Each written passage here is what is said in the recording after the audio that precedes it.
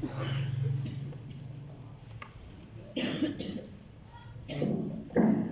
اللہ الرحمن الرحیم۔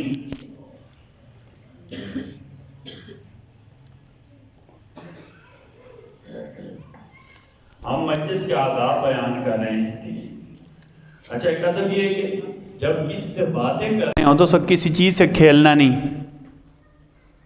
آپ صلی اللہ علیہ وسلم کے پاس ایک صاحب تشریف لائے نا، وہ دوران مجلس انگوٹھی سے کھیل رہے تھے، ایسے ایسے انگوٹھی اپنے ہلا رہے تھے۔ آپ صلی اللہ علیہ وسلم کو ناگوار محسوس ہوا، آپ نے منع کر دیا۔